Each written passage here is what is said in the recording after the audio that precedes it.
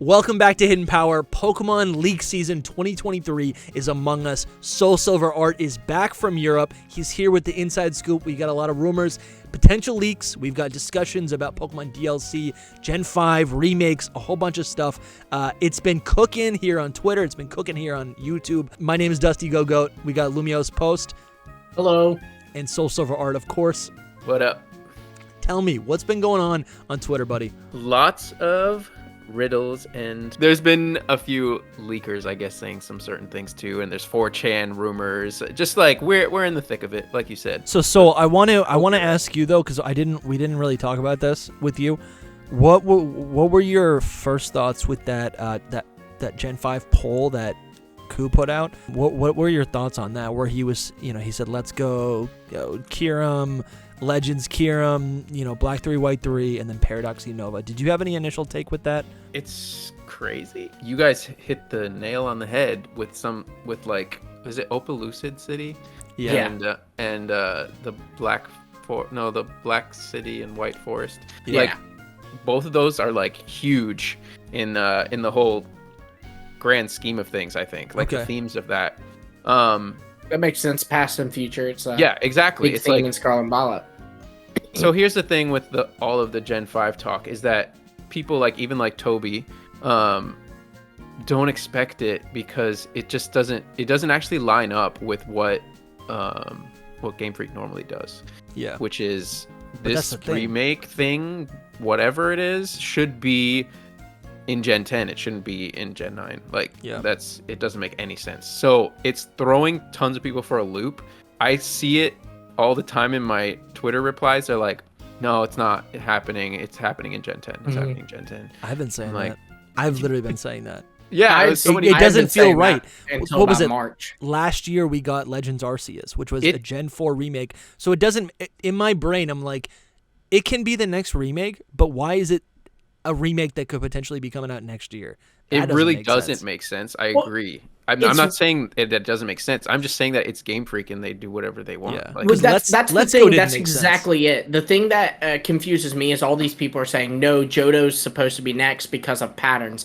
They have consistently broken the pattern every single gen since Gen 5. Gen 5 had no remakes and had sequel games for the first time. Gen 6 had no sequel or third version games.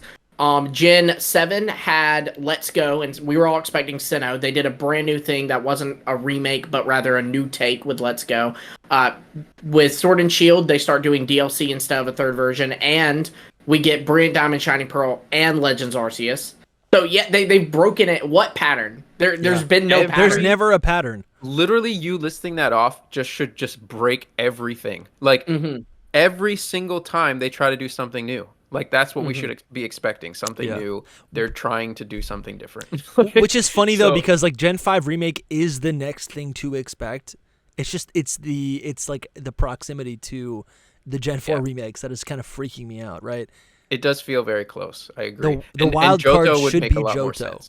Yeah, Johto makes sense, but it's the also logic a wild behind card. Johto is that they visited Kanto between Hoenn and Sinnoh and Let's Go, which is what they did. If you look back, it was Ruby and Sapphire, and then they went Fire Red and Leaf Green, and then we got the Sinnoh games. So they assumed, okay, well, after the Sinnoh games, we're Heart Gold and Soul Silver, so we're going back to Johto. But again, just when Game Freak has constantly broken all the other patterns, this pattern was getting broken at some point. Game Freak does not want you to know next year's going to be Johto, and the next year's going to be Gen 10, and the year after that's going to be Gen 10 DLC, and then after that it'll be Unova, then Gen 11. They don't want you to do that. I've made this video already, predicting that exactly. You did exactly that. Because that's what everyone expects. They don't want you to expect it. No, I still think. I mean, we should stay on topic, but I'm like a real wild card for me would be like Hoenn.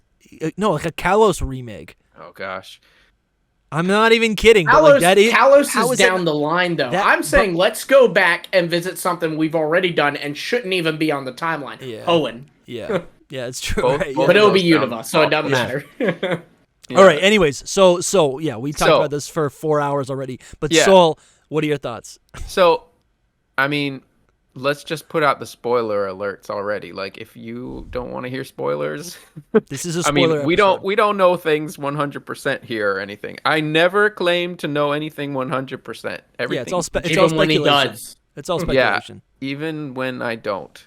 But with that being said, I've known things. I know things every now and then. So I've been hinting here and there about these exact things many times. So for Ku to put that out, for me, is just like, dude, Unova is next, or it's very soon. In what, like, context? What did he say? Let's Go is Let's really Go, BW3, Legends, and Paradox. Yeah, Paradox Unova is so cool because I'm like, okay, you're making something up. Paradox Unova, that sounds sick. Doesn't that sound sick? It's either Paradox Unova or BW3. It's literally like I'm imagining the Gen 9 engine. You go through the time machine. It brings you to a Unova from a different point in time, and it's like there's Paradox Pokemon because you went through time travel or whatever. Like, how crazy and cool is that? Yeah, it sounds amazing. So what I think with all of them is, and I've watched tons of YouTube people talk about it and be like this or that, and I watched our video the other day, and it's just like, what if it's just like a mix of all of them? Because with Ku's, like, with his polls, a lot of times it ends up being like the one you never think, because it's just how he thinks it is. Does that make sense? Like, it's just like his view of it almost. So in all of these options, you could be like, oh yeah, that's totally a black and white 3, or that's totally like a Let's Go kind of thing. I mean, yes. Let's Go is kind of more specific, but you know what I mean? It's just like, I almost could see it being, it's going to be a new thing. It's going to be a new thing. But it pulls from all of the things that he mentioned there. So, bro, yeah. Absolutely, yeah. Because listen, Black 3 and White 3 sound dope, and spiritually, whatever this game is, it has the potential to be that Black 3, White 3. But they'll never, in a million years, call it Black 3, White 3. All of that needs to be is like an additional story that continues the story. Legends Kyurem would be any sort of time travel, right? So I feel like whatever this new game is, it could easily have both of those elements in it.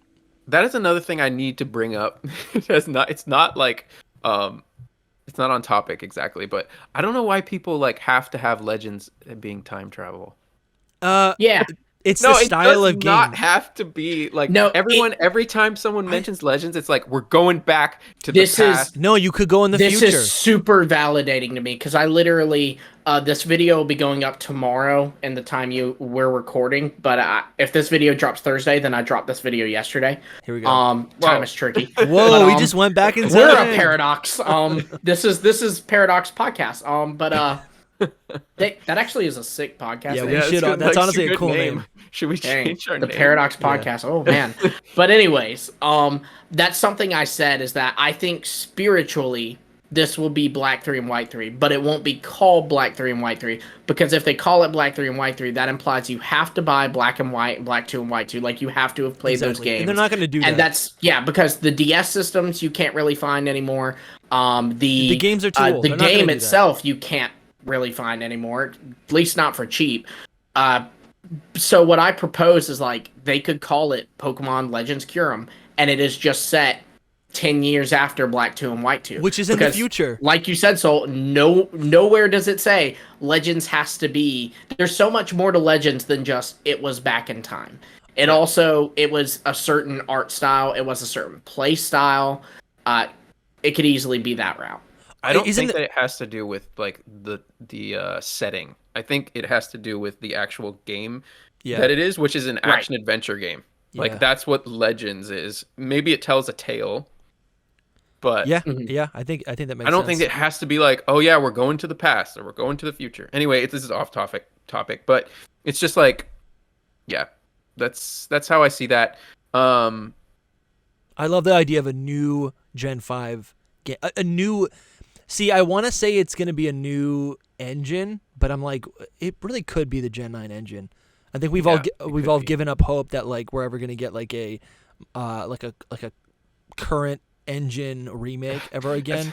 As long as it doesn't look like Paldea again, I'm good. Like, but I think it will be improved. I think they're gonna have an extra year of development time to actually make it. I honestly, I mean, I just love. I don't even really care about the engine as much as I love that. We're all kind of thinking this, at least, that this will be a new story set in Unova. Like Legends was a new story set in Sinnoh, rather than, I've played Black and White. I've done that story. I'd prefer, if I'm going back to Unova, it to be a story that's going to surprise me and not, oh, I'm going to go to the top of this tower and N's going to summon his Reshiram. Yeah. And, I like that it'll potentially be a brand new take. Yeah. So this is my big take from all this is that, so like, even Pori Leaks made a tweet, and I have nothing against Pori Leaks. I like the people behind that. I love them. They made a tweet about like all their expectations for this game, and I was just like, this is a lot. This is a lot that you're expecting from this. I don't know if that's realistic. Like in this, I mean, everyone wants to dream the biggest dream of this Unova remake, whatever. Right. It will have limitations.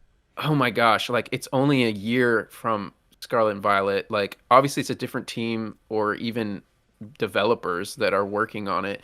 Like I just don't want to hype myself up too much about it, and I don't want other people to have crazy unreal expectations either. I'm thinking about like what you said, Dusty, that it could never be a Black and White 3. So I just like, how do they do that and tell a new story at the same time? Like, what if it's just a remake? Like, what if we get the Ilka treatment and we just get which at that point, though, it's like, why even make that a thing? Yeah, it would be why because Brilliant Diamond Shining Pearl sold. Yeah. Yes, but like, it did sell well. But that is true. That is true. Before you go on, that's my whole point in saying this is just like people are expecting like a Legends, Kyurem, like let's go. But the possibility of it being like a Ilka remake is still there. Like so since BDSP came out, I've made a bunch of videos discussing the importance, I think, or the possible potential, like the really good potential of Game Freak or Ilka or Game Freak outsourcing these like chibi style remakes. Like the idea, I love it. I love the idea of having all of these other regions, these games just updated to the BDSP model, right? Mm-hmm. And hopefully they're better, they're cleaner, they're tighter, and maybe offer a little bit more value than BDSP. I thought BDSP should have been modeled after Platinum, or at least had Platinum features in it. And they did add some things with the Underground, but I think there's a lot of potential with like... They also took a lot of things from the Underground. Yeah, they did. So I think it's not a perfect game, but I do like the idea of being able to have these experiences, whether it's Unova, Kalos, right? Because you can't port these DS games. You can't port them, right? Yeah, you can port Gens 1, 2, and 3, and they just remade. But they won't. That's so good. Right? They just remade faithfully the Gen 4 game, so this could be their solution. This BDSP style game could be a solution to porting these DS games. And what that would look what that looks like is actually pumping them out a lot faster, right? And these are these interim games in between new generations. It's true, but then they will run out eventually if they keep doing them that quick. They will, but I'm sure we'll be like, okay, we're at Gen 8 already. Yeah. Right. But here's the thing. I just want to be clear that I do not think that it will be that. I don't think it'll be Ilka doing a proper remake like that. I think maybe one of the best case scenarios might be like we get a remake and then they add like stuff at the end of it to be like a Black and White 3 like a thing. Delta episode. Yeah, but even longer, I think. So, it's going to be different. I don't think it's just a proper remake, but we're talking about Black and White remakes, I think, is an important thing to mention. But Ku did not put that in that poll, so who knows? It's just like that's the overarching thing. Like, Well, so another thing that has me have hope is that he seems to be hinting at, like, I think we all kind of just firmly believe the character that is supposed to kind of foreshadow it is the white-haired character from Indigo Disc, and he is somehow related to Drayden and Iris, very likely Drayden. So, to me, the implication of that and him like talking about how he is a big spoiler for the next game or whatever makes me think he will appear in that game, which makes me think it would be a new story. But then also, to me, it looks like Ku's excited about this game because he's already talking about it. And that gives me some hope. That's true. I also do think that every game since Pokemon X and Y, with the sole exception of Brilliant Diamond Shining Pearl, which, important to note, that wasn't even made by Game Freak, every single game has given us brand new Pokemon. I'm counting Megas here as brand new Pokemon because there were so many of them it practically was in Oris. Yeah. Well, but even more than, because if you want to go new designs, even sooner than that, because Black 2 and White 2 gave us the new Curums, Platinum gave us the new Giratina, technically Heart Gold Soul Silver gave us Notch Tier Pichu, but like brand new Pokemon, they do it every game because they know that sells. They know a big selling point of Ultra Sun and Ultra Moon was, hey, you've got this Dusk Lycanroc now, you can get Poipole, which is a new Ultra Beast, all that. They know DLC, a huge selling point. PSP was the only game that didn't introduce that then, but Legends did, obviously. Right, yeah, and that's the thing, is Legends was the Game Freak game of that year. Yeah. Brilliant Diamond Shining Pearl was extra. Like, that's honestly more comparable to us getting new Pokemon Snap. Yeah. But the important thing about all that is I would think that a Unova game, they would want to do some of that, even if it's just like, here's 4 new evolutions, because if you look, Black 2 and White 2 is 2 years after Black and White, and in that time, there are now Pokemon from outside of Unova that are now able to be found in Unova. So if that happens in 2 years, well, if they do 10 plus years between Black 2 and White 2 in this game, then I have no issue believing that now some of those Pokemon can evolve. There might be more Pokemon that are now found in Unova. Some of them have regional variants. I think it would be like Legends, where it's not like we're getting a brand new Dex with a brand new regional bird and a brand new... But I think it is quite possible that we could see, I've got Torkoal sitting next to me, so Unovan Torkoal, or maybe they give really cool. An evolution for Ariados and Ledion, so I know you'd be a big fan of that. Or even Gen 5 Pokemon, right? I love that so much because, like, evolution in the Pokemon universe is already so exaggerated, or it's like a heightened version of regular evolution, right? Where a Pokemon is introduced to anything, it all automatically has a meta, like it undergoes some sort of physical change. So where we saw like actual evolution happen over 300 years, who's to say 20 years right into the future can't have a similar effect, right? Like a Pokemon touches a stone and it magically transforms. I do think the important thing to note is that it probably wouldn't be any Gen 5 Pokemon getting anything. Why not? Because, and again, this goes back, exactly. This goes back to what I said. They like to break patterns, so they could easily break this. But in Legends Arceus, they made a point not to touch a single Sinnoh Pokemon. In fact, with Sneasel, they gave us Hisuian Sneasel, but not a Hisuian Weavile. They gave us a brand new evolution. Yeah, that's true. Because they just didn't touch the Gen 4 mons, with the exception of giving Origin. Wasn't it the same with Megas? Like, what do we get for Megas? For X and Y, the only Gen 6 Mega that got it was Diancie. Yeah, so my thought process is, because that's actually not true with Gigantamax, right? Or no, Gigantamax is different, yeah. So my thought process is, like, with regional forms, also because there's, like, seasons involved, like, who's to say one of these Gen 5 Pokemon can't be found in a new Gen 5 location, right? 20 years goes by, and that's why there's like some sort of environmental pressure for that Pokemon to migrate, and then they could easily give it like a new form. What would be cool? There's plenty of ways that forms. they could make it. Like, they branch out the Deerling thing. Like, now you can find like a fall, an autumn Torkoal, or a I'll give you a little tidbit. I'll give you a little tidbit right here. So basically, I was gonna make a tweet about this as well, but back in the day, like a year ago, I'm pretty sure I heard something about that they were trying to make seasons a big thing in Scarlet and Violet. Like, it was supposed to be seasonal. I could see that. Each area was going to be more seasonal, season-like. And they basically might have had to cut the feature, or they pulled back on the feature because of what they're doing in Scarlet and Violet. Wow. Obviously, they needed more time to do more things, that they were just basic things. Where did you hear this?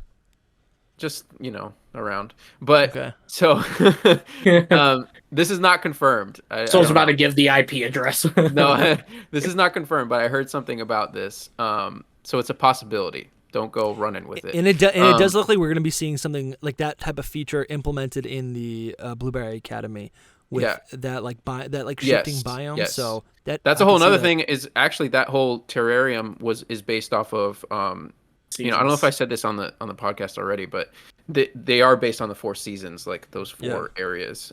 Because in the tail he could visit like the different seasons. Mm-hmm. The whole palace was like made of 4 seasons. Yeah. So the thing is if that had happened in Scarlet and Violet, we would be like, dude, Gen 5 remakes for sure, because it'd be such a connection.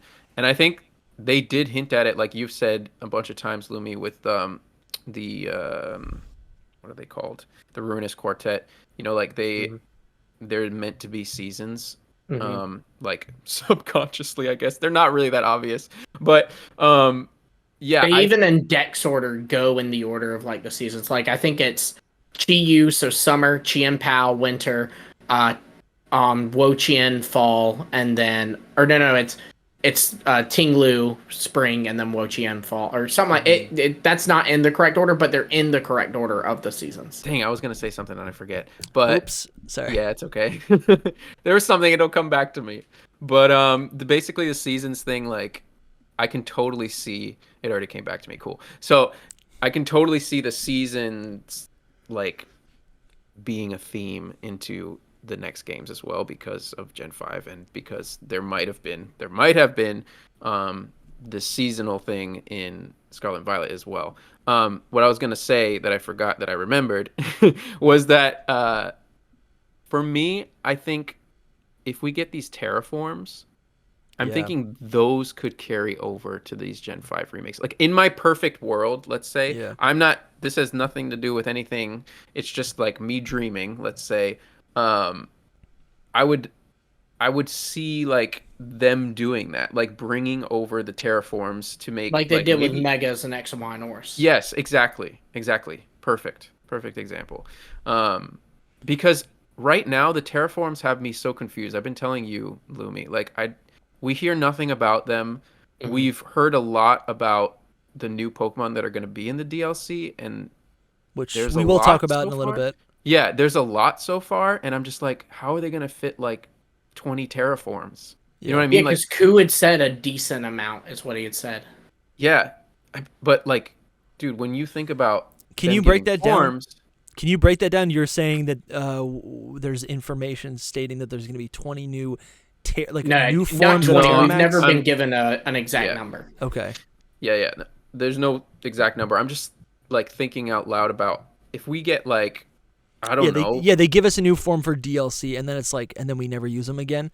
I know that's one thing. Like we're getting it for DLC, which is like they did that in the Crown Tundra, right? We got new forms, but we had Gigantamax the whole time though. We had Gigantamax for the entire generation. This is a new thing. This is like imagine Sword and Shield only had Dynamax, and then suddenly the DLC adds all these Gigantamaxes. If we are getting those new forms, say it again. If we are getting new forms in the DLC, and that's what we've been thinking about for a couple months now, I feel like that is a pivot. That's like a strategic thing where they're like, okay, no one was really excited for new Gigantamax forms in Gen 8 DLC. So what if we hold off Gigantamax, only give them the Dynamax equivalent, which is Terrastal, right? And then we give them the new forms. So it's like an entire reveal for DLC, which is equivalent to like, that's like in their mind, I think they're thinking, oh, this is equivalent to like a form change or something, like a new Pokemon in DLC. I think they're trying to save a big reveal for DLC, and that would be what their intention is. But what you're saying, which I agree with, it's still like, I don't care if I can only use it for DLC. That's still like it's too limited. It's like, why introduce it so late in the game, right? There's really never so much have it to think return. About. Yeah, because then I was thinking about the meta as well. Like, okay, so it's gonna be fun for competitive for like a year. And then, but then are we going to get Unova new games, Gen 5 games, and then we're going to go to that meta? Or, like, how does no. Well, unless I don't think we would, because we didn't move to Brilliant Diamond Shining Pearl or Legends Arceus for that meta. Right. I agree, but what you guys are saying is work, that Ilka, you're saying BDSP isn't going to be what this game is going to be like, right? I'm still assuming it could be. This is all pure speculation, dude. If Unova was the new game and it was built in the Gen 9 engine or whatever, right? And it's not limited like Legends or BDSP, and it's actually a full-fledged game. Unova is a great region for that. I feel like Johto would be kind of limited, but Unova is massive. There's so many for competitive or for the forums? For everything. For like, because what used to happen was, like, let's say for Gen 4, right? Sinnoh was the core game. Right, the meta happened in Gen 4, and then when the Gen 2 remakes happened in Gen 4, that became the new default. Right, everyone they transferred all their Pokemon to Heart Gold, Soul Silver. There was all these new things for training up and whatever. I feel, or I'm thinking like Oras. Oras was another great example where like everything was centralized in the Gen 6 engine, and then when Oras came out, that was the new competitive game. That was the new hub game, right? And it was backwards compatible with those other Gen 6 games. So the vision that I'm having for these Gen 5 remakes is a fully fledged, Gen 9 engine, but it's a Gen 5 game in Unova. You can still trade and you can still battle with the Paldean games. But like Gen 5 is now where the rest of Gen 9 exists and coexists. We didn't have that in Gen 4, but we did have that in Gen 3. We also actually didn't have that in Gen 7 because Let's Go was like a bonus game. BDSP was a bonus game. Legends was a bonus game. That's what I'm bringing up exactly. Is like, is this a bonus game? I don't know, but I feel like I think if it's gonna happen, it's better than Kanto. It's better than Johto. It's better than Hoenn. I don't know if it's better than Johto, but I'm not saying it's better. I'm saying like there's more things in Unova historically. Yeah, it is better environmentally. Like it's a giant region. Diverse. It has a desert. It has snowy mountains. I get that. It has an electric cave. But there's also battle facilities, right? And there's all these for like a Pokemon game. There's so much to explore, and I feel like it would be as big and as I feel like it'd be as full of an experience as Paldea was.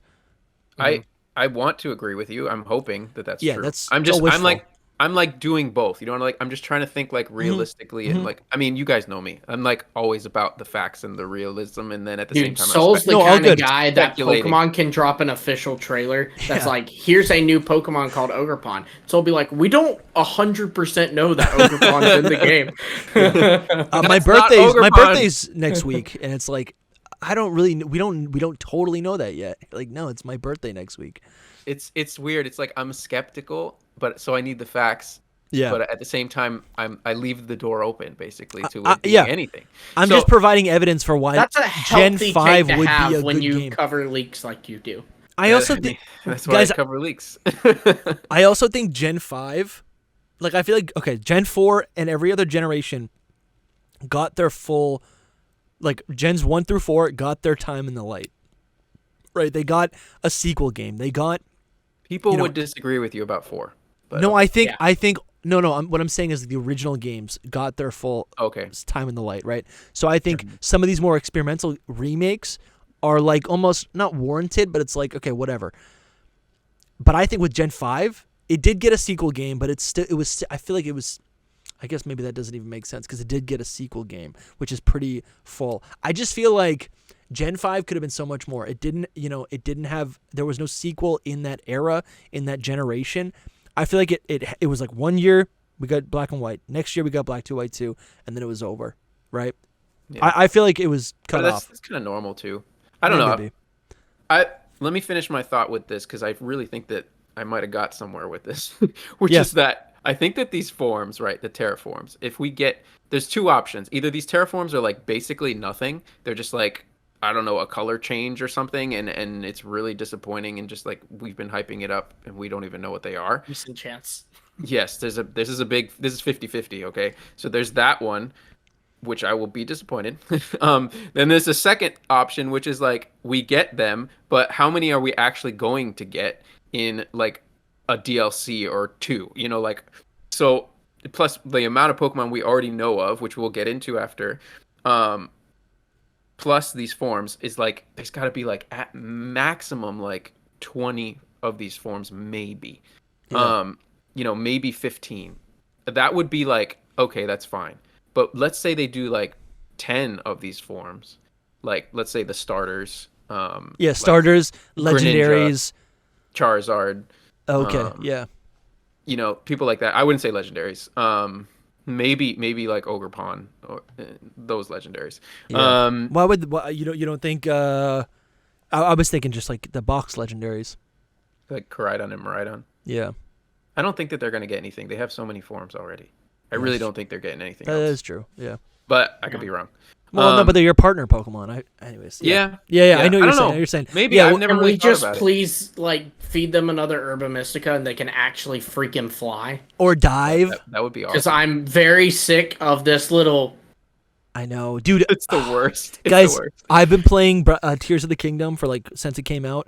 That's all I'm playing, and every time I go into Scarlet and Violet to just like transfer a Pokemon or something, dude, it's awful. The draw distance is awful. It's visually, it's so disgusting. I don't remember the buttons. It's so bad, dude. It's so bad. I remember Ku had actually brought this up in a tweet a while back, and Soul, you were respond to it and saying you preferred the Scarlet and Violet way. I prefer Scarlet and Violet's rides to Legends because it's all one Pokemon. You're not having to switch between whenever you want to do something. That's the main reason why I like it. But I went on Scarlet and Violet the other day because I realized I didn't have a Hisuian Decidueye, so I was like, I want to get me a Hisuian Decidueye. So I went, I'm hunting raids, and I'm gliding, and I realized, oh my god, I've glided over about half this map. Yep.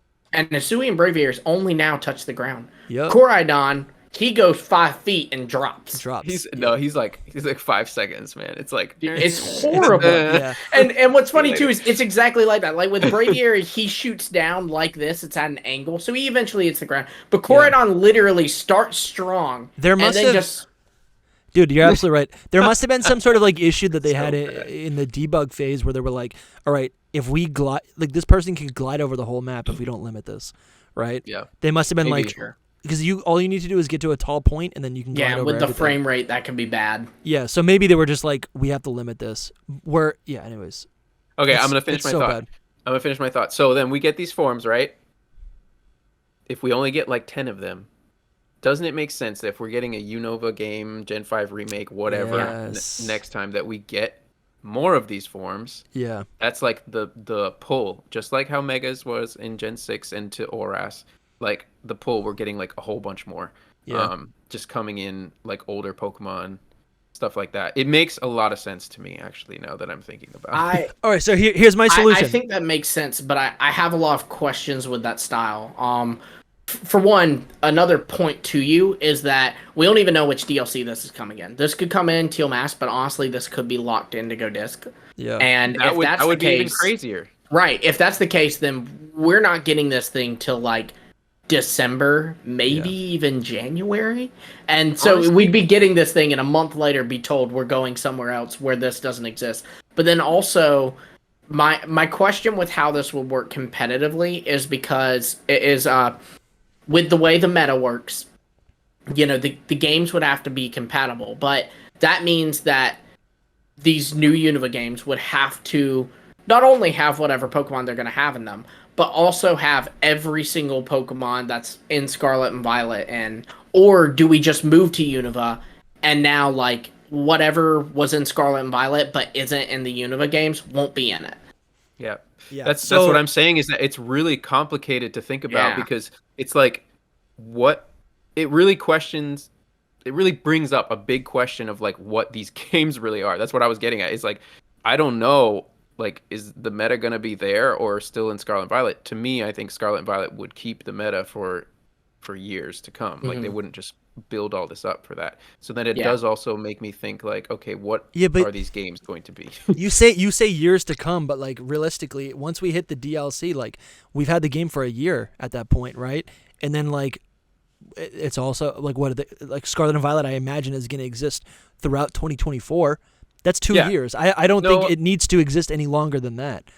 But for the meta, it always has. Yeah, think about it this hasn't. For the meta. Because X and Y, like I said, you use that for a year or so, and then you get Oras, which you had for 2 years. Yeah, but with Oras, the difference was back then National Dex was a thing. Back then, all Pokemon that were available in X and Y were also available in Oris. Oris just have more. The difference is here with Paldea, now Pokemon are limited to games. So, like, for example, with Brilliant Diamond, Shining Pearl, Empoleon is in Brilliant Diamond, Shining Pearl. It is not in Sword and Shield. So you can't battle with Sword and Shield and Brilliant Diamond, Shining Pearl because Sword and Shield doesn't have the data for Empoleon. And likewise, Brilliant Diamond, Shining Pearl doesn't have the data for Sirfetch'd. Okay, so you're talking about, I see what you're saying. So this Gen 5 game might not have all of the Paldean Pokemon. But they could. Why can't they have all the Gen 5 Pokemon plus the Paldea Pokemon? The only way that's possible is if they're already made in if it's the same engine and they just move the assets over. Because the thing with Brilliant Diamond Shining Pearl was it was a completely different engine, so they couldn't just carry the assets over from Sword and Shield because it's new engine, it's not compatible. Yes. Or the solution is it's a Legends game and it doesn't have competitive. You know what I mean? Like it could be something like this where it's just like a brand new experience that we have no idea what we're talking about and it just doesn't have competitive. I kind of hope. They're thinking about competitive though. I promise you that. Because competitive is a huge thing, and they are definitely like, we're either keeping it in Scarlet and Violet and building upon that, like they did with Sword and Shield, or they're like trying to mix them or make like a separate game that has its own meta or not have a meta at all.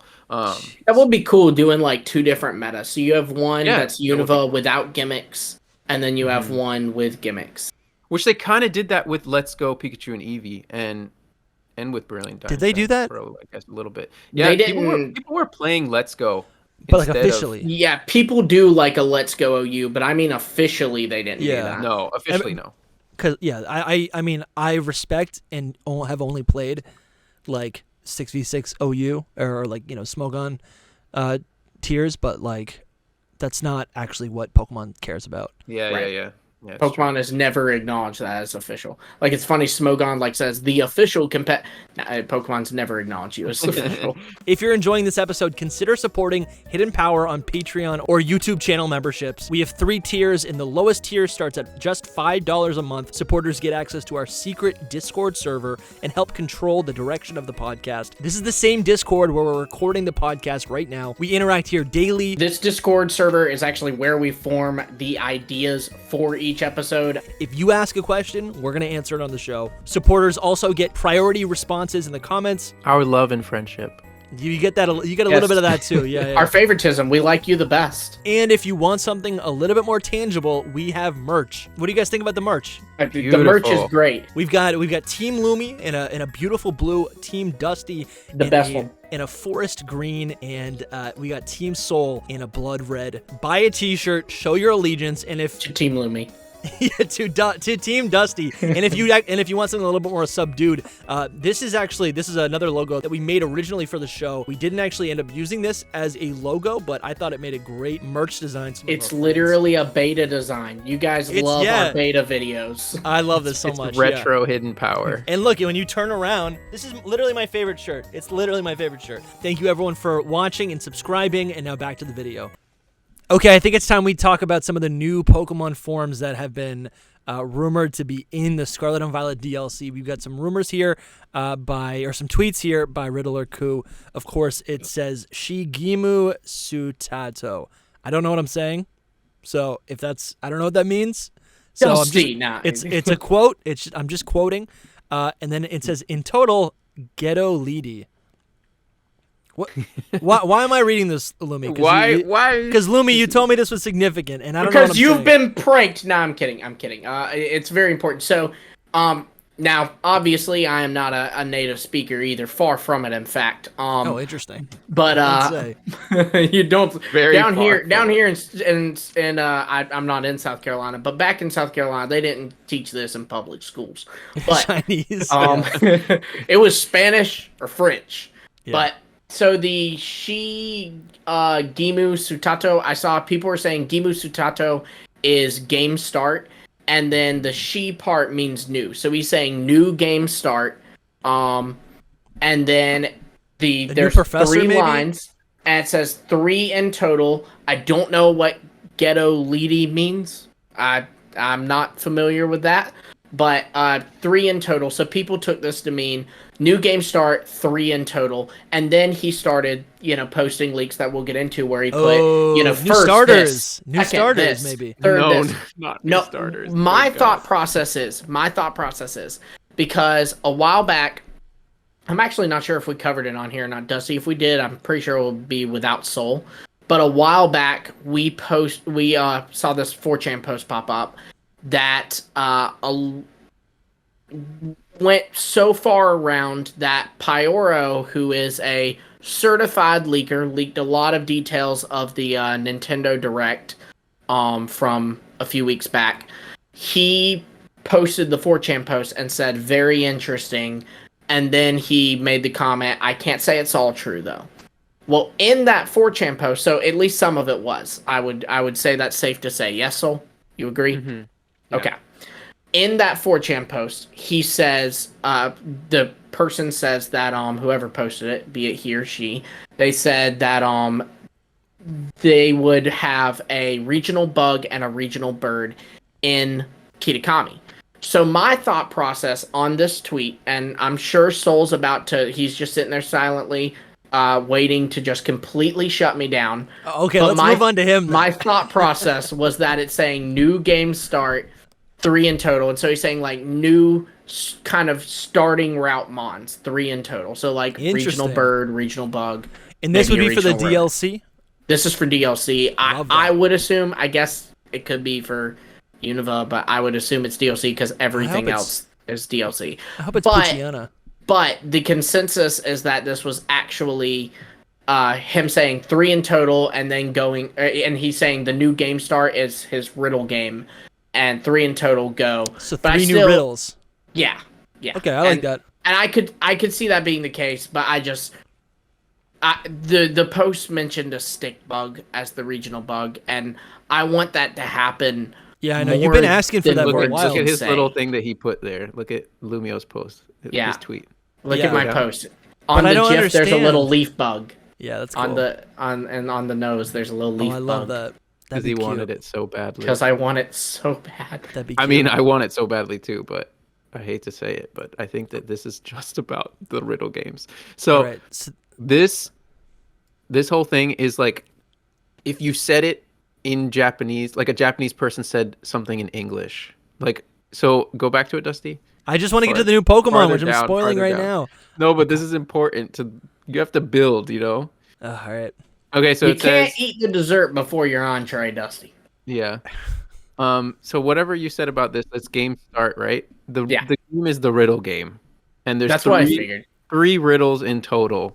And it says ghetto lady, which is, if you read it, like if you were Japanese, it's like get ready. Okay.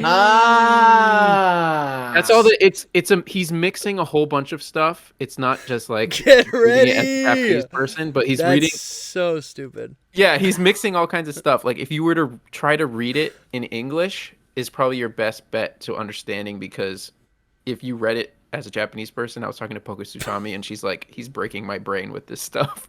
Like, because it doesn't add up. It doesn't add up at all. Classic coup. Dude, I'm ready, dude. Languages. All right. But I read it as get ready. Get ready. I think you're right. That makes sense. Yeah. All right. And he's having fun. So then there's the whole building is that there's 3 riddles. I think they're all about the DLC. So you can just move on up. I would agree with that. All right. So the one that got me, Lumi. The first thing that I started paying attention to, we could talk about this. Is this relevant? I feel like that was before. That's not part of the 3 riddles. That was before. But he added to it because he just went on a spree of like leaking stuff basically. All right, so we got these probably go to right the here. first one. That's the last. That's the last one. Okay. You gotta build up. I know you see I don't Link and think you just so. want to jump on it, Dustin. No, there's new Pokemon here. Yeah, no, but that's not the first one. The first one's all the way up. Go all the way up. He pinned it. You say up. Oh, he pinned it. Okay, that's why I can't. Yeah. That's why I can't find it. Which one or none of them? That one. No. Go down.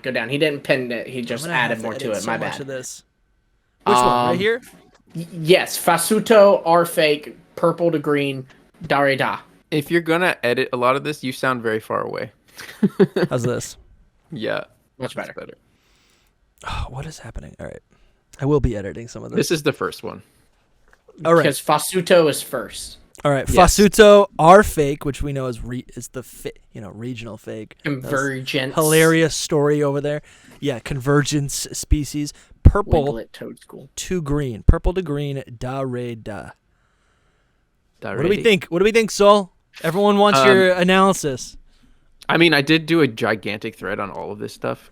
It's just really easy. All you have to do is go to my highlights on my Twitter, and you can find it. Yeah, but they want to hear your voice. Yes, so Fasuto is first, which is the first riddle, and then our fake is something that we actually didn't cover, but like last week he said that he was going to start posting about our fakes, and he also changed his name to stand with our fake. I see it right here. Yeah, that's also a hint in itself, I think. But what he's saying is there's one our fake, which is disappointing to me. It's a purple Pokemon that turns into a green Pokemon. That's basically it. Yeah. I mean, it's just like, what do we guess? What do you guess? Oh, and then he added more. Okay, right. This is important. This is what it is right here. Yeah. So he added more. He said edible. Which or none of them. First, he says edible, so that's important. So it means that it's going to become edible, or it was edible a food before. Pokemon, of some sort. And then it's which or none of them. We have a picture of Weezing. We have a Swalot, which if you forgot what that is, that's a Gen 3 weirdo Pokemon. What? Scroll down a little bit. This thing right here, Swalots. Very weird. We also have Drifloon, which I like. That's Drifblim, sir. Yeah, sorry, Drifblim. I like the renditions I've seen of this becoming another standing Pokemon like Toadscroll or Toadschool. I kind of love it. And then we have Spiritomb. So these are 4 purple Pokemon. Of course, though, he said which or none, so it really could be none of them. None. Yeah, it could definitely be none of them. Be none of them. But these are, I mean, to think any of these would get forms is interesting. Yeah, so it's not actually a form, it's just a regional fake, which is this like... Yeah, it's a convergent, which I like. I like how someone said, "Can someone tell me what our fakes are?" And instead of Ku like showing him Wiglet and stuff, he just goes fake regional variant. Yeah, like I'm going to give you the bare minimum. Well, the history with this was Ku thought when he first saw the regional forms. I'm sorry, when he first started the convergent Pokemon, he thought they were regional forms, so he kept saying regional fakes, and then he kind of backpedaled and was like. Oh, yeah, they're not regionals. They're not regionals. Then he said regional form and regional fake. He said RF as regional form, but and then he changed it to cover his bum. Yeah. So we got. I mean, but in fairness, you're making it sound like the guy made an error. If I first saw Wiglet before convergence were a thing, I would have assumed Diglett. Yeah, absolutely. Form as well. Yeah, wouldn't you be like, oh yeah, that's a regional form? Right. So this is a very popular idea. Yes. You can find that on my Twitter too if you want to look at the leak.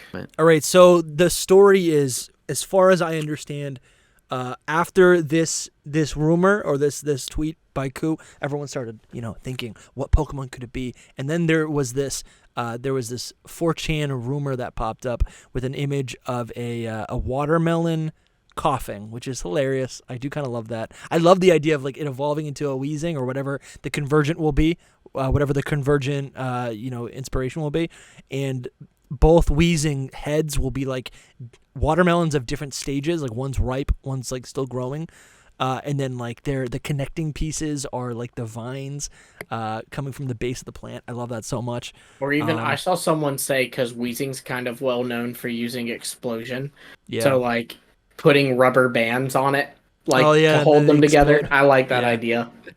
Because like then they explode. That'd be really funny, actually.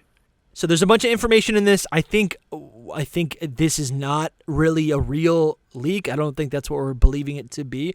No, in fact, Pyoro, the leaker I mentioned earlier, has then posted this and said this has a few typings right, but it's fake. Okay, interesting. I challenged that. Ooh. And so you think it's real? I don't think it's real, but I don't. But you think there's more than just typings that's right in here? I don't think it's real, but I don't think it's fake either. Okay. Do you want me to read? We can go through it, and you can tell me what you like about it. You can tell me what's real or what's not. Do you want to do that? No, I don't know, but yeah, You can read it if you'd like. Yeah, so it says Monkey Dory is going to be poison and psychic type. Pheasantipity is going to be poison and fairy. And finally, Okidogi is going to be poison and fighting type. Those are pretty good types. That's wrong. That's a wrong type on Okidogi. Okay, I like those. Poison fighting, that's cool. He'll be poison ghost. And then it says Ogerpon's going to be pure grass, which fair. It's weak to poison, so that can make sense to me. But. Yeah, I like grass fairy is way more interesting. And also has like 4 times weakness to poison, which emphasizes the poison typing on those 3 hero Pokemon. Notice that Pyro, whatever his name is, Pyoro, whatever his name is. He said that some types are. Yeah, correct. So not all of them are, which is why I think Okidogi's is wrong, because I think his will be poison ghost. Okay. By the way, where you get the whole that all the rest of it is fake is from Centro. I wouldn't believe it. Just that's all. That's what I was making mistake. Pyoro is like he's pretty legit. He's pretty legit. I don't trust Centro as far as I can throw him, given that he's not a leaker. He just posts leaks after they're confirmed to be legit. What I've been noticing the last couple of weeks, I feel like I've been seeing Centro tweet stuff that we have directly said on this podcast. But I'll just leave that there. Yeah. The loyal 3 engage drama. Yeah, the loyal. We'd love to have you on the show though. Seriously, that'd be kind of. We would. I'd love to watch you and Dusty fight. Not on. I don't want to fight. I'm not a fighting person. I like people. I noticed something right there. The loyal 3 will transform into masks for Ogerpon to wear. The fusion forms concept is similar to Necrozma. That's kind of cool. Ow, whew. I miss Necrozma quite a bit. You will gain access. So I cried. Soul, do you want to describe how the Necrozma forms work? He only cares about Ultra Necrozma. Yeah, it's true. What? No, why? I mean, people know. It's just they work like the Kyurem forms, like the Calyrex forms. Well, some people don't. Some people haven't played Gen 7. Well, if they played you can't even get it in the game. 5, you now know. Yeah. Yeah, I mean, they're like fusions. Necrozma latches on to either Solgaleo or Lunala, and then they become a new form. And then I actually do forget how the full form works. Is that where they all form? You have to use the Z move. Yeah, you have to use the Ultra Burst. Okay. You just fuse, and then you use a Z move crystal thing, and then you can become Ultra Necrozma. Is that base? Oh, does he have to fuse to become the Ultra Necrozma? You have to be the fused one first. I didn't know that. Yeah, absolutely. Which is sucky. Yeah. But anyway. So it says you will gain access to the special Terra Power in the Indigo Disc DLC that will allow masked Ogerpon, which is Ogerpon fused with the Loyal 3, I guess one of the 3, to transform into its Oni form, which has higher stats and gains the Ghost Dark type. Okay, that's cool. Weird. That'll be sick. You like that, Soul? You're giving me like I like that face. I mean, I like it. I definitely like it. I don't know, but I like it. Continuing, it says one of the new Pokemon is the Teal Mask DLC is a watermelon Pokemon that looks exactly the same as Coughing, which is a proper way to describe a convergent species, right? Mm-hmm. It looks similar. We don't know how, right? Right, and he doesn't say a regional form of Coughing. He says it looks like Coughing. I love that so much. In fact, I think that's how Kaka had described him when he first came onto the scene. He had said a mushroom that looks like Tentacle. Cool. I like that. But yeah, of course, this could just be, written in that style. Yeah. So it says this Pokemon evolves into another new Pokemon that is basically just a watermelon version of Weezing. Both of these new Pokemon share the water and grass type. Oh, I love that so much. Oh, I love that so much. I would love that. We need another water grass. Part, yeah. That's that is really cool. I didn't even read that. I didn't even think about the typings, but I like that a lot. The last new Pokemon is in Teal Mask DLC is a new evolution for a Pokemon called Crawdon. For a Pokemon called Crawdon. Maybe you've heard of it. Called. I like that a lot because that is a 2-stage Pokemon from Generation 3. Lumi, maybe you're right about Generation 3 remakes. You might honestly be right. No, that was a joke. I do not think there will be Generation 3 remakes. Don't say I'm right. That is not my guess. It looks like a more large and fierce version of Crawdon, but it still keeps the same type. Yeah, see, these are pretty vague like descriptions. It's like this Pokemon gets bigger. It looks bigger. like an evolution to Crawdon. Yeah. So so that's all from the teal mask, but then it says in the indigo disc, what we'll get is you'll meet the grandson of Drayden, which is, here we go. Here's the connection that we're talking about. Here is the that one of those characters with the dragon on, or what is it? The dark type. They have like a dark type on their, or dragon on their clothing, with the white hair. Yeah, that's who this person would be. So he looks like a delinquent, but he's actually a very nice and caring person. Upon learning about Terrapagos, you will revisit Area Zero with him, Kieran, and a new female teacher from Blueberry Academy that looks similar to Adaman, which is, okay, again, these are all just feeding off of the rumors that Ku has tweeted. I don't know if you guys are familiar with this. Actually, though, I will say, in fairness to them, that post is from July 7th. I just looked to make sure. Yeah. Ku's post about watermelon not watermelon wheezing, but the thing that could potentially be watermelon wheezing was not until July 16th. Yeah. All of this thing was way before. That's interesting. Not way before, but a lot. Now it was, but was after the Drayden tease. Right here, right? July 2nd. So this is right. This isn't Drayden, but this is a new character. No, but the Drayden post was July 2nd. Yes, correct. Yes. So I think there's a little bit of here. There's a little bit here that's like kind of a hint, kind of just a copy.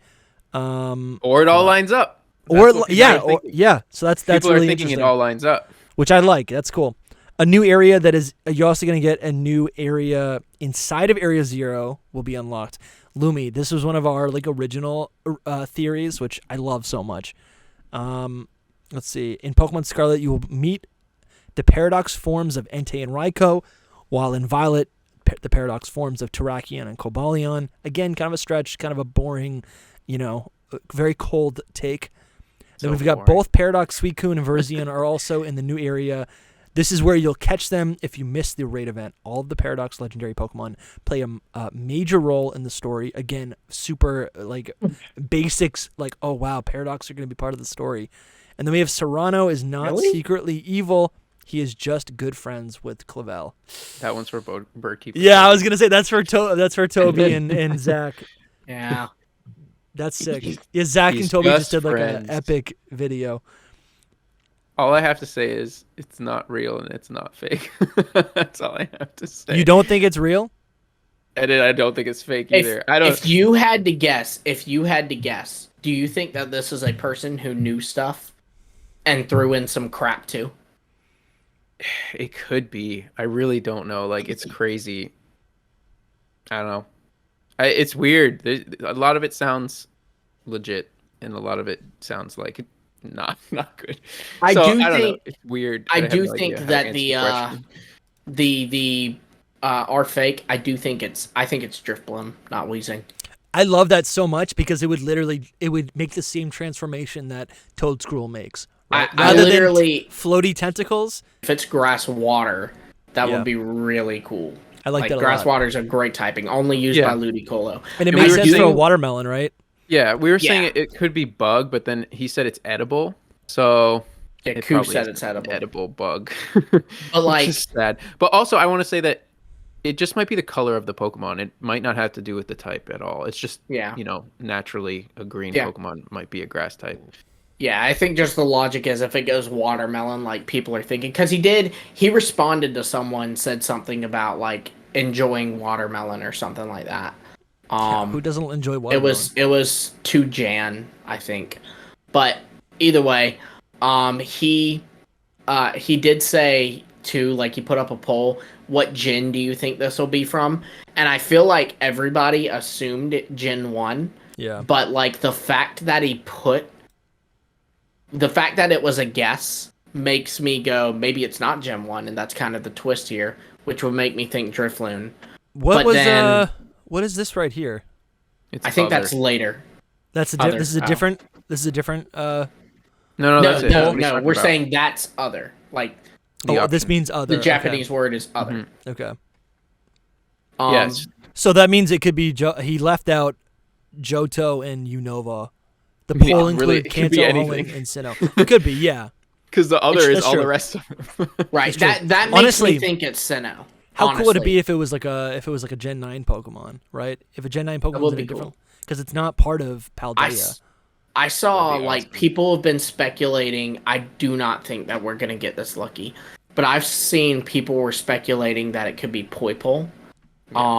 Yeah, I saw that. That was the really neat thing about that is that, like, as someone who likes to do theory videos, if it was Poipole, then the implication is that this Pokemon would be our world's Poipole. Like, it's a variant of Poipole. Which is cool because it adds up. So cool. Right, like in the same way that, like, if you watch Marvel, like there's Loki variants and Loki. Yeah. Like this would be our universe's Poipole, which is just a really neat thought. I just saw Across the Spider-Verse, and man, there's so many Dusties out there. I would, including Rusty Scizor. I know. Rusty Scisor's out there. That's true. What's my canon event gonna be? You ever think about that? Does that ever keep you up at night? No. I mean, maybe it's already happened. Oh man. Oh wait, I'm getting a call from my dad. He's being he just got a promotion. He's gonna be the police chief. Oh no. No spoilers. Anyway, there is some precedence for this because he put the syringe. But I think I think that this whole thing is just a joke. I think the syringe is like you're on copium. You know what I mean? Like inject yourself with something. So I think that's what that is. But that would be really cool. Yeah, because when I put watermelon coughing, he responded to me with like a face. No, that's a good idea. Yeah, I want this to happen so bad because Naganadel is like my favorite. Well, with the stripes too on Naganadel, that's what I was thinking. That could be a watermelon. Yeah, like you could easily turn that into like the color scheme. And but what would the syringe be like? The vines? I saw someone say a cake, like, you know those things you fill cakes with? You know what I'm talking about? Yeah, like I've seen someone suggest it could be one of those. The frosting? Yeah, where you inject the frosting, yeah. I don't know. I guess that is edible because I'm thinking watermelon, but it doesn't need to be a watermelon. That's true. No, it doesn't have to be. That's cool. Dude, watermelon coughing sounds too perfect. I want that so bad. I know. Coughing is so ugly. Watermelon Drifloon or Drifblim I would also take. I hate the coughing line. I do not. Yeah, but it's not the coughing. I do too. But watermelon. What would the name be though? It would be like. It'd be like. I saw someone say quaffing, quashing, and squeezing. Quashing and squeezing. Squeezing is good. Yeah. Quashing it. Yeah. I got you. I like that, quashing and squeezing.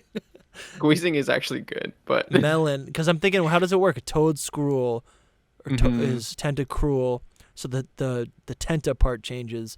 So could it be like... It's always the first part that changes. Because with Wiglet and Wugtrio, it's just the first letter. Yeah. It's the first part with Tentacool and Tentacruel. So this would be that too. Quashing instead of cough. I like that. It'd be quash and then squeeze instead of wheeze. I like quashing. That. Slicing. I do not like coughing, bro. I don't either. But they're cute, dude. But I like a watermelon version of it could be so good. It's a sack. It's like a bag of gas. You're disgusting. No, it's so gross. It's a sack of water. It's a sack of water. This one has a growth. It's like a little friend and then another little. No, what it would be is been through it, man. Yeah, you can't hear it. I don't know. You can't see it, but it's right here. And like this one would be like a ripe watermelon, right? And this one would not be connected, but it would just be like a smaller one, and they're both connected right here on their vines. Like that's gonna be. They just got a rubber band tying them all together. No, those are gonna be separate vines. Those are gonna be vines that are like they're all from the same plant, and then they're gonna have some, and then the little puffs of smoke will be leaves. It's gonna be cute. It's gonna be awesome. Okay. I'm telling you, man. I'm telling you. I don't know much. The Swalot actually gave me like, I was like, is it Swalot? Because it's green to purple already. Because it doesn't, it's not true. Yeah. I will say, he told me to credit him if it happens. Before that poll was put up, I will say SB messaged me and said, I think it's going to be Swalot. That's cute. So shout out to SB before the poll was put up. So shout out to SB if he guessed it. Guys, tell me this. Is this its lips? Is it going like yes. Yes. Yeah, its mouth opens. You've never seen its mouth open? No, you haven't, because you haven't played new Pokemon Snap, because you're a loser. It looks like a nose. It looks like a nose. No, it's its lips. I'm gonna bypass that insult. No, thank you. I think it might be Spiritomb though, because it's just a single stage. Yeah. And so when you're thinking about like how many Pokemon could be in the DLC, you're like, are they really gonna do like a whole line? And see, the way I'm thinking of it is this is the equivalent to Galarian Slowpoke. And so that makes me think it would be like a little evolutionary line. What I've seen by, their name is Jay. I'll remember their name in a second. I'm gonna pull it up. But what I've seen is like Spiritomb becoming a flower, growing out of a rock, which I love so much. Yeah.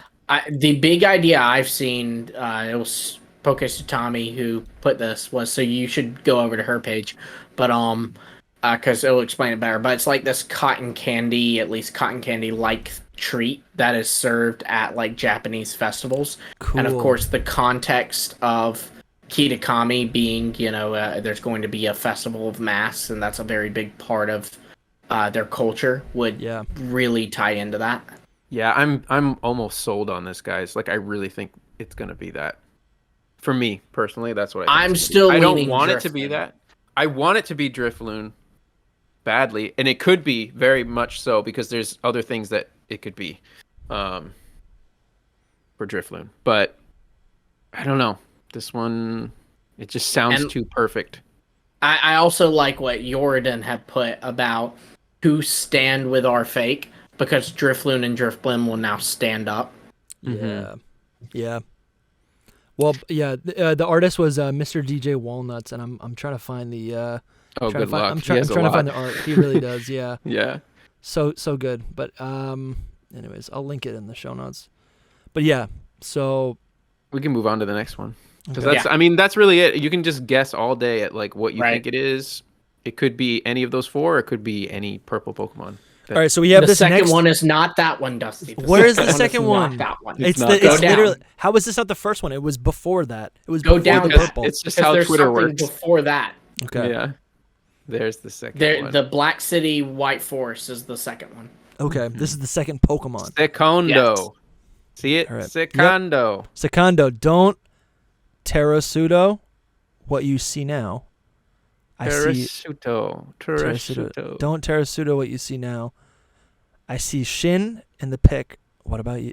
What about Justy? When you read Ku's tweets, are you like terrified that you're accidentally saying something like super offensive? Yes, I can tell. The way he went Secondo. I read it first, and then I could see his heart drop. He was like, "What did I just say?" Yeah, a little bit of that. I can give you the translation right off the bat, because people have figured it out already. But it's just second. Don't trust what you see now. I see Shin, which is apparently new. And then the kanji there is Pokemon in the pic. What about you? Yeah. So what he's saying is, don't trust what you see in this picture, but he sees a new Pokemon. I see Porygon, and I see... Well, that's not a new Pokemon, buddy. Yeah, I know. I see a Pokemon. I see a Porygon. No, I don't know. A tree, a Sudowoodo. It is tough to see, and it could be two Pokemon, because there are two scenes. It could also be one. It could be version exclusives. Like it could be one though that's based on both of those. That's true. If they are version exclusives, then you technically would still count as 3 Pokemon per game, right? Yeah. Even one of them is a version exclusive. Even if it's like a Pokemon with like a version exclusive evolution, or like the evolution as a version exclusive form. Yeah. Mm-hmm. I really wonder though, because this has me excited, because I like both of those themes and both of those looks. Like, yes. I like it a lot.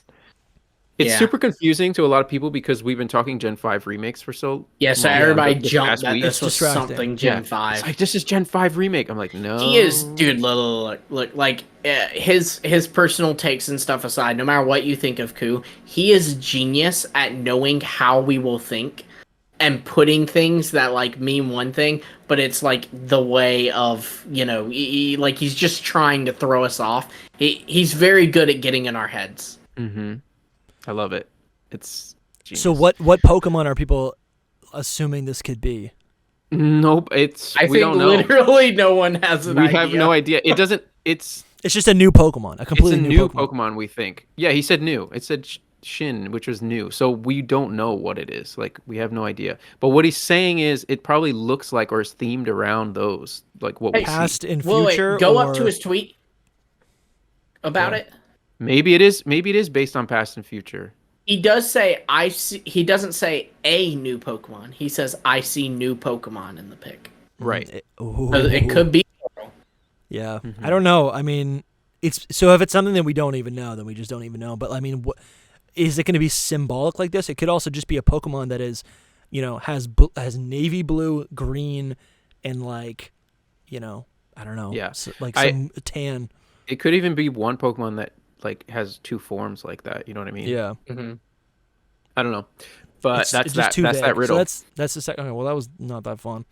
Now you can go to Link, Dusty. You can. All right, now we can go to number 3. There we it got is. Link. We got Sado, and this is the Blood Moon in The Legend of Zelda: Tears of the Kingdom. When the so many people hype. When the Blood Moon rises, everything resets. So he's gonna be so disappointed when he finds out what it is. Yeah, it's gonna be like a joke. Okay, what is it? Tell me what it is. It's just a new form. Okay, we love it. Of who? Of what? Oh, no, I know. No, I know. Yeah, of course. Which or none of them? We have a picture of Umbreon, right? The tweet by Ku was which or none of them. We have a picture of Umbreon. We have a picture of Mighty Anna. We have a picture of Weavile. And we have a picture of Dusk form Lycanroc. So these are all just Midnight form Lycanroc. Yeah. And we have so these are just like night-bound dark type feline Pokemon. Just to explain it they're more, K9. Some of them are K9. Yeah. Okay. Yes. Yeah. Just to explain it more, like the whole best wishes thing. Like if you go up and you see that third picture, see where it says best wishes, which is what that was called basically in Japan, I think. Yeah. It says it right here at the bottom. It was called best wishes. Yeah. This is for listeners. This is a picture of Reshiram, Zekrom. It's a picture of the anime. It's like the Gen 5 anime. I think it's just like just what the anime series was called. Which is just like, so again, he's trying to get the Gen 5 people that are hype about Gen 5. They're like, whoa, what is this? But what really, is he? Yeah. Yeah.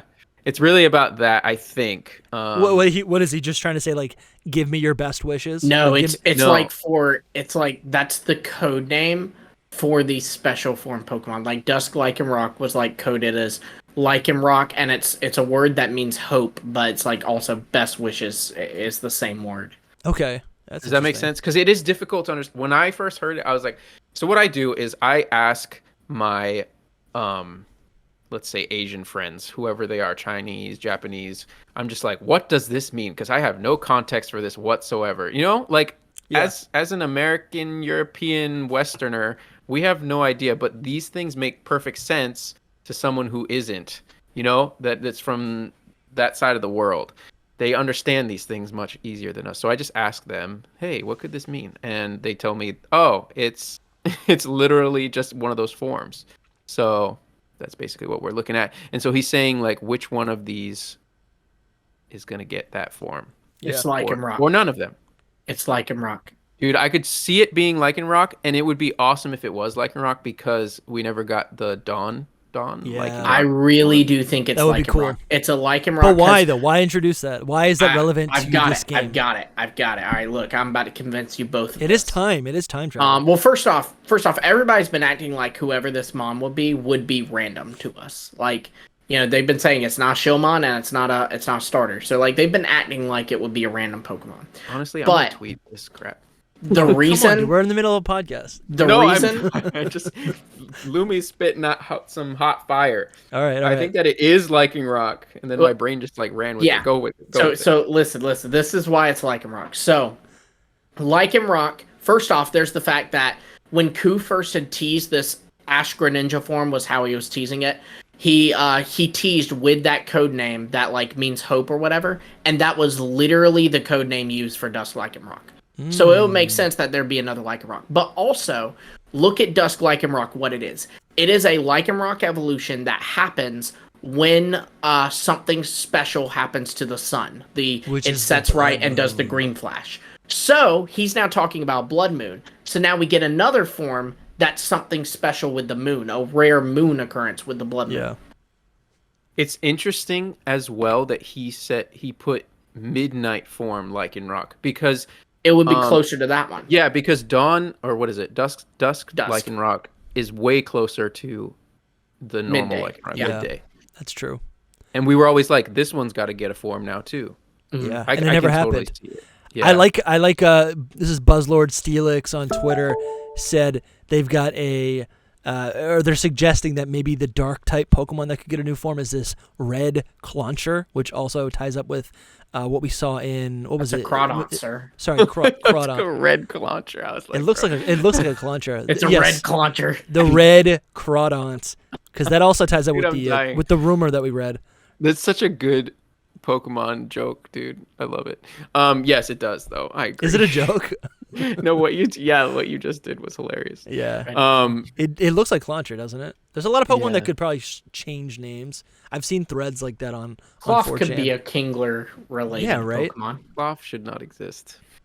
Soul, get off this podcast. Cloth is literally that and Kingler and Krabby and they're all of them. Crawdon is the best of all of them. Yeah. All right, I wouldn't go that far. It's like a kaiju. It's got Nidoking feet. Yeah. Kingler, man. Kingler's where it's at, my homeboy. Okay, so anyways, I wanted to point that out because I think that's clever. It's red. It matches what we were talking about before. Mm-hmm. I don't know. I think it's cool. The interesting thing about those four is like it should be Mightyena. It really should be because all of the other three change forms like based on the moon or whatever. Yeah. I forget what it was exactly, but they change forms in like a similar way at night. That's what it was. Yeah, you're right. You're right. Yeah, Umbreon. They all evolve by night.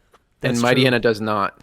Mightyena is the only one that's out there, and it's just like, is this a coup trick or is it actually real? But and there was another rumor, right? It as a coup trick because he knows that people are thinking Mightyena because for one, like you said, it's the outlier here. And also, what you're about to say, it also is used by Carmine in the trailer. She has a Poochyena. The logic is a lot of people think that her Pokemon will have something special, just like how Clara and Avery's ace was Galarian Slowpoke. But my argument is that, she uses a Mightyena. It's not her ace, though.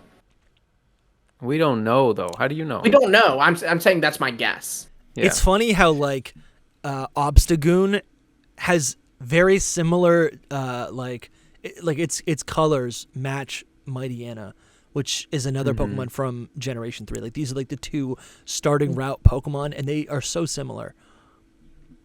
It's interesting. It's very interesting. It's like, also, it needs something. You know what I mean? Yeah. It's like, that was my thought process. Like, I feel like this could get an evolution like Obstagoon. Mm-hmm. Well, this wouldn't be an evolution. This would just be a form change. Sadly. Okay. Is that it has to be a form change? Okay. Pretty much. Yeah, that's too bad. It doesn't have to be because these are riddles. Yeah. Everyone has their own interpretation. But the question is if this will be a form change like Ash Greninja, where like it is a battle only, or is it a form change like Dust Lycanroc, where in all functionality it's a new Pokemon? Yeah. Yeah. It's interesting. That's interesting. And that's it.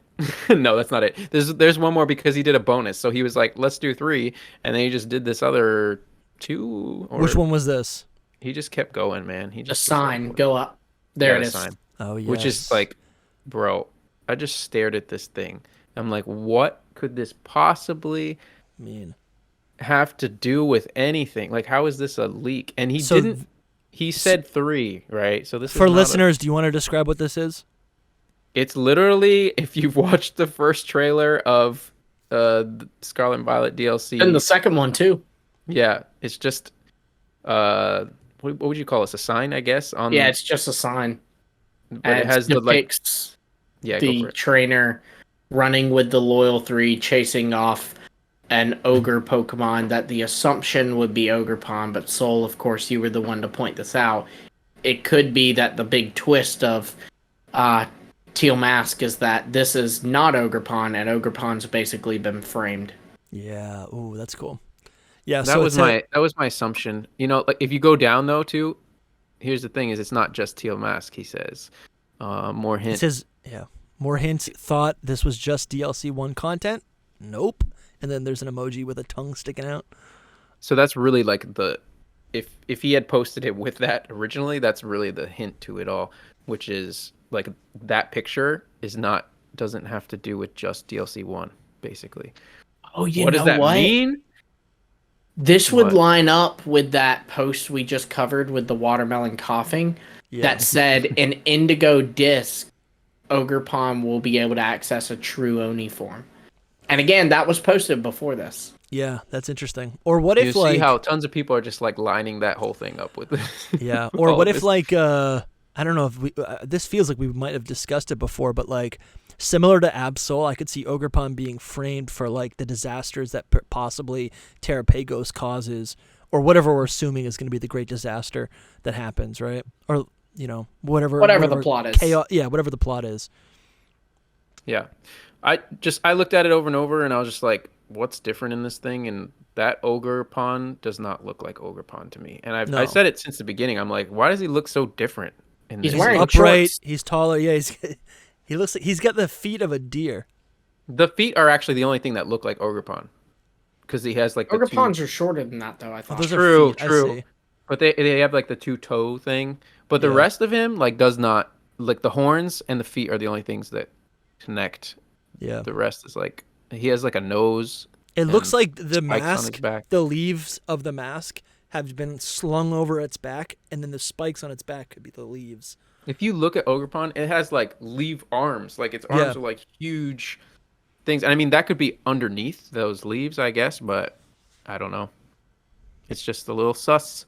I remember there was like a 4chan post. It might have even been the one that Pyoro said was interesting, but he couldn't say it was all true. Where they said that Ogerpon was going to be called, like its Pokedex classification was the Momotaro Pokemon. And the interesting thing about that is that would imply Ogerpon is actually Momotaro in the story, and this is something different altogether. It's not that one, Dusty.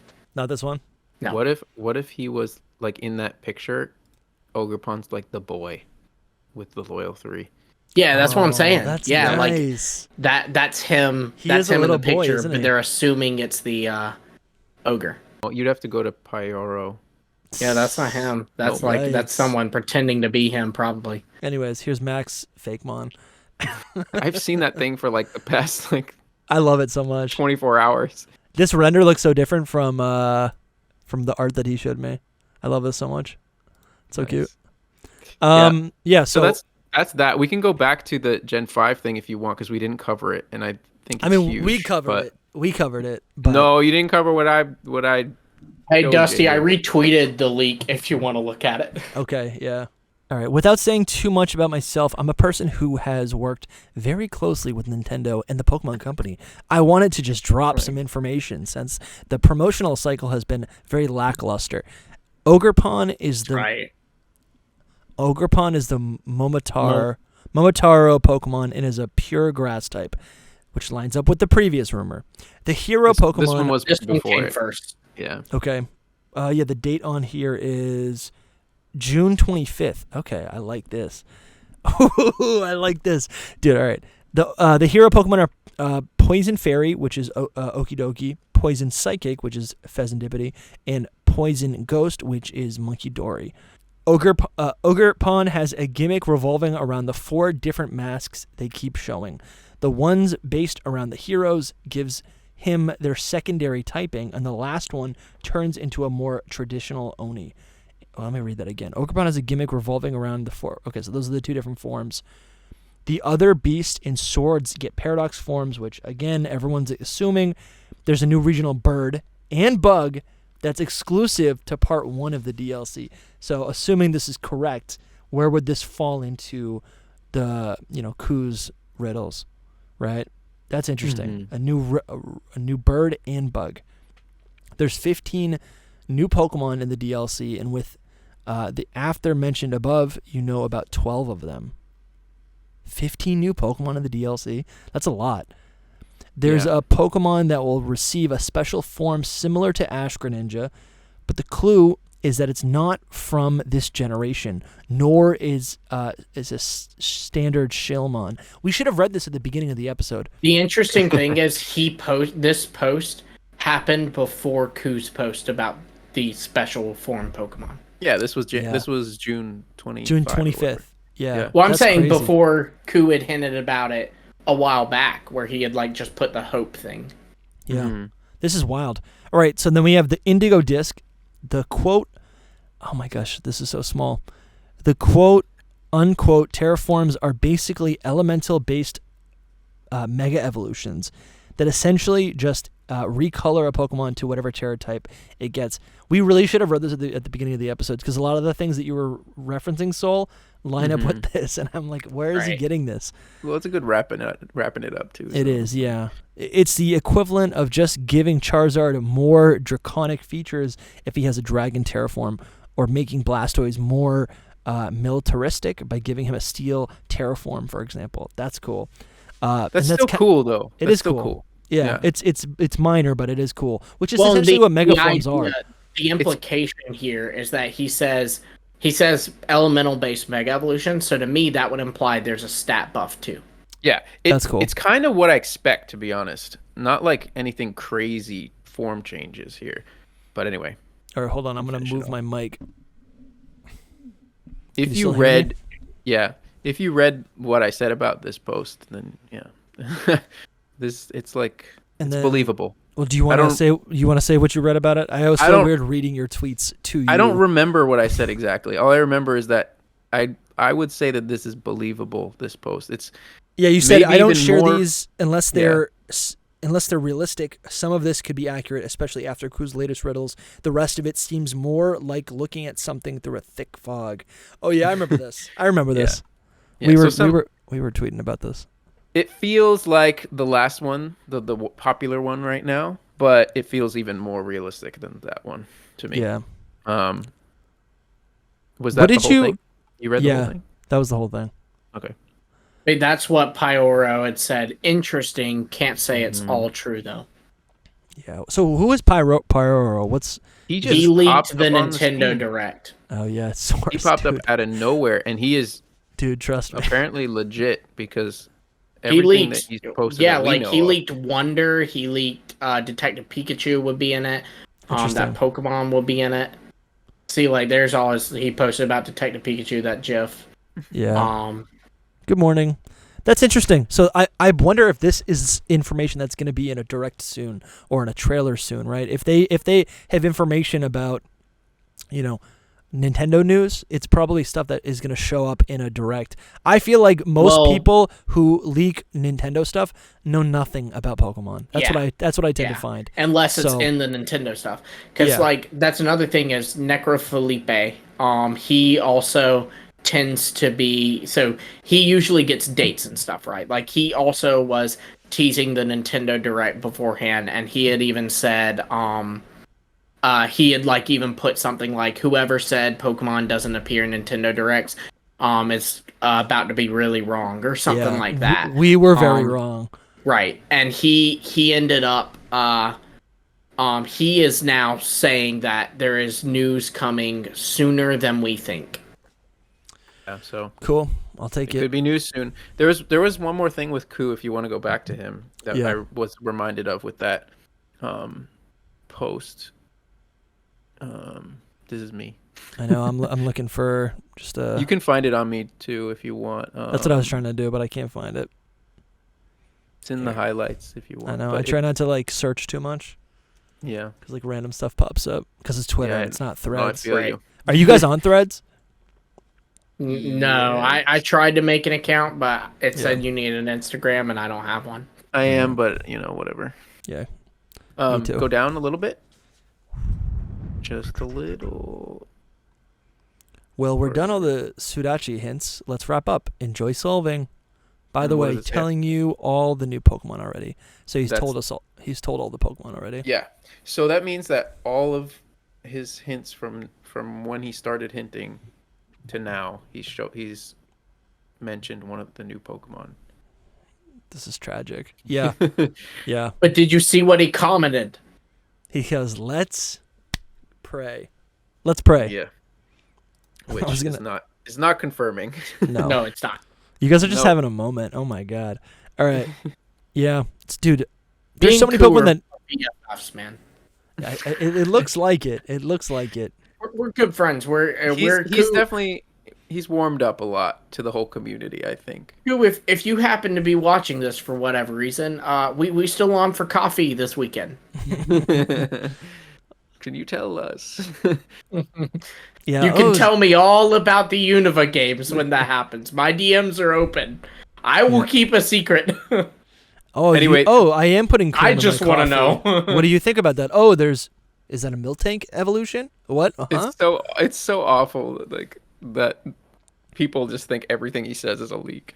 But anyway, I mean, he's done it to himself. It's just the nature of things. But yeah, so that many Pokemon seems like a lot, but it seems like a little, but it seems like a lot. You know what I mean? Because 3 Pokemon, that's not a lot. No, well, yeah, in that, but I'm saying he's hinted at more than just them.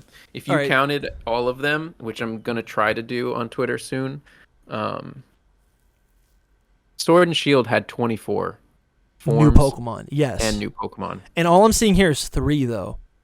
Yeah, he's hinted at other ones in other tweets. Yeah, that's You'd have true. to go back in time, basically. So in total, how many, at this moment in time, how many Pokemon are you expecting to be in the new DLC? Because based on all this information, just that, like total, like how many Pokemon do you think are going to be in the DLC?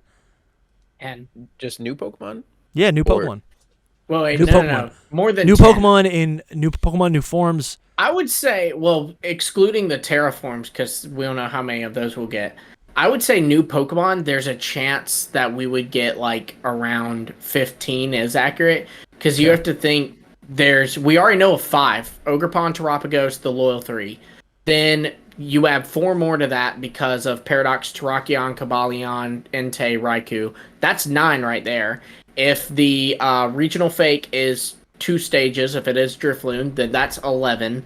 And then, potentially 2 new Pokemon hinted and the Black Tree, or Black Tower, White Forest Tree, then that would be 13. And then maybe 2 more that he's hinted along the way that we haven't picked up on. Yep. So I'm glad that you can do that like that, Lumi. I have to write that stuff down, but he can just do it right there on the spot, which is it's really my cool. one talent.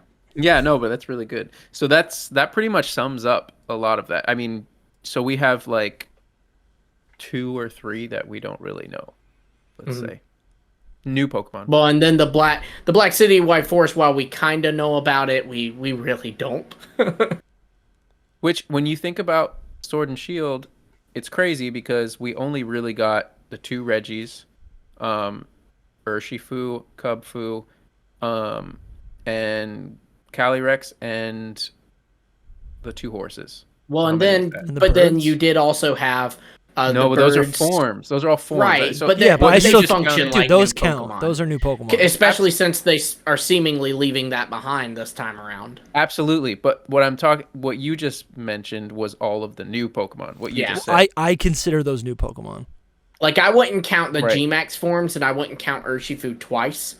But I would count Galarian, Articuno, Would you count Urshifu 4 times because Urshifu the G-Max 2 forms and 2 G-Maxes. Yeah. Well, that's why I said I wouldn't count the G-Maxes. I'd say that's more in line with the terraforms. Yeah. Mm-hmm.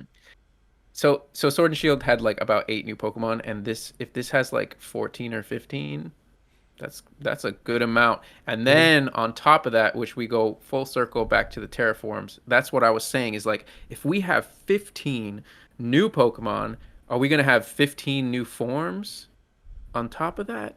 Yeah, that's a lot. That's not a lot, though. That's not a lot of forms, though. That's not a lot of 15 forms? I mean, it is in comparison to, you figure, with G-Maxes, we only had the 15 2 total. Urshifu, 2 for Blastoise and Venusaur, and then 3 for the I get that, Galarian. I'm thinking in the term of G-Max, we already had all the other ones from the base game. Yeah. If this is an actual gimmick where it's Gigantamax or Megas. I see what you're saying.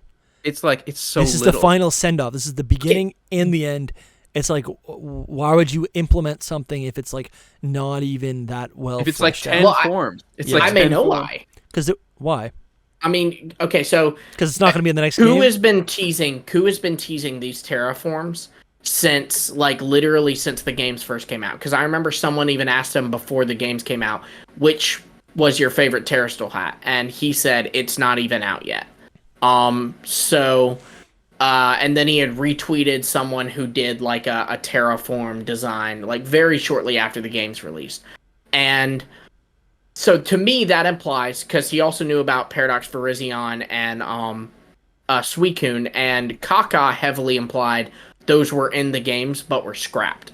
So these terraforms could have all been planned for Scarlet and Violet, and they moved them to the DLC. So it's not like the DLC is giving us a lot. It's that stuff that was supposed to be in the original game is being shelved for the DLC. I mean, I'm all for it. If they give us like 20 forms, I'm like, let's go. The way that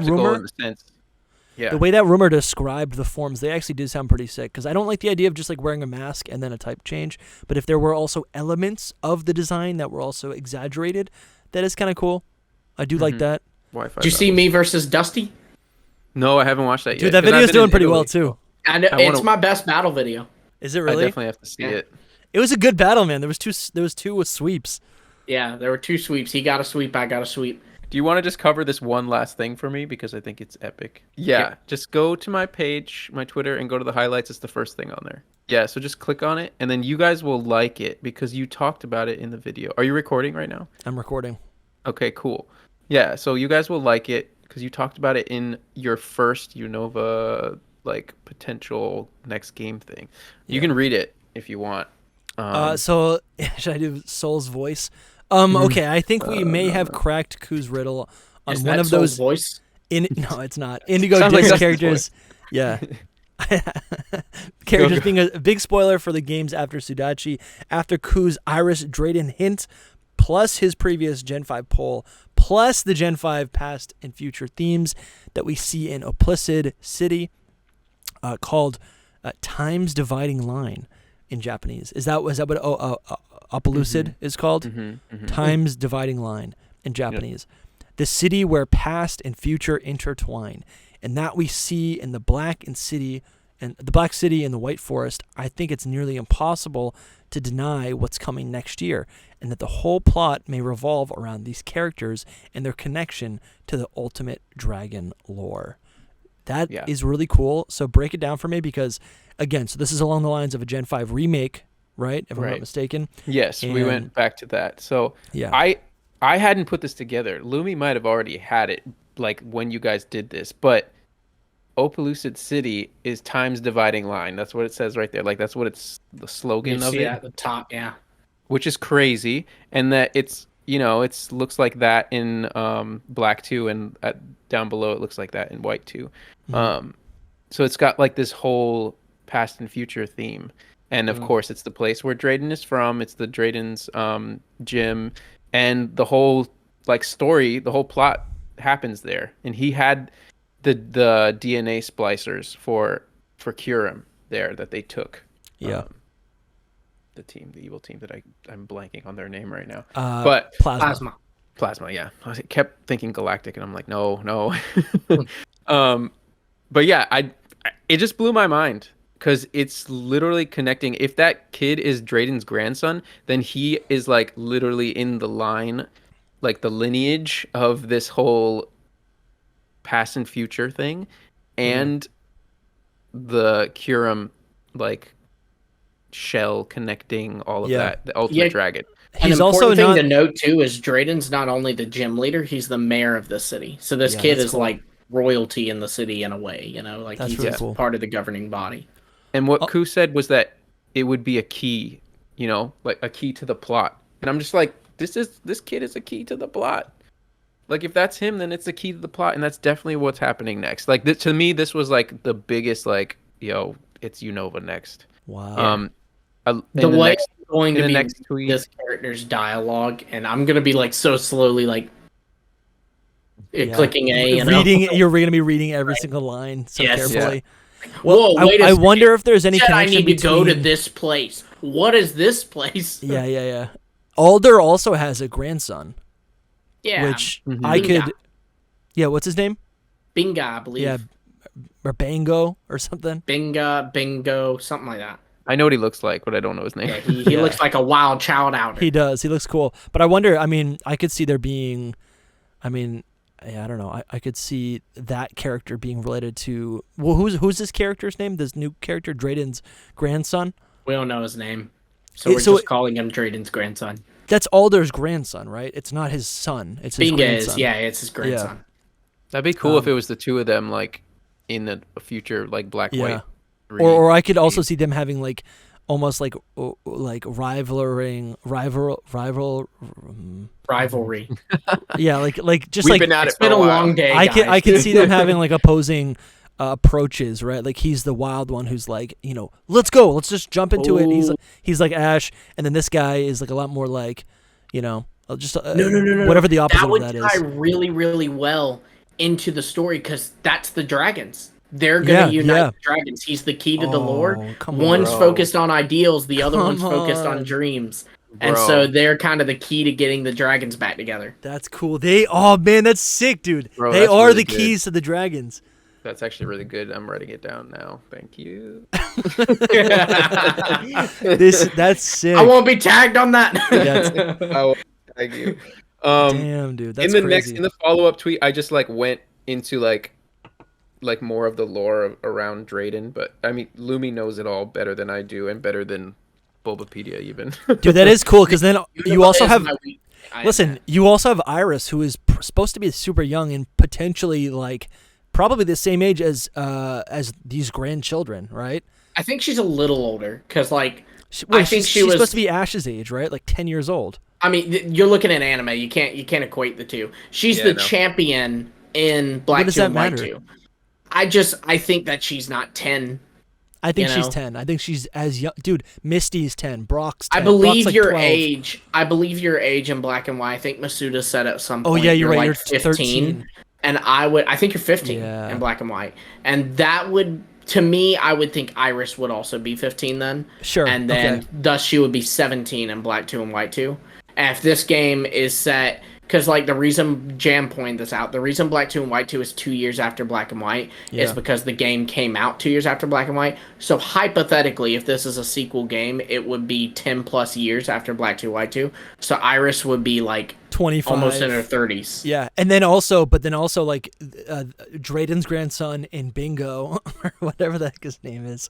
Bingo. They're both like Bingo. They could also be 25 years old, right? They're all aged up, and these are the new. This is the new protagonist group. I would love to see that. The interesting thing too is Drayden's Iris's mentor. So that's another little connection that Binga and this new kid have, is they both have connections to champions.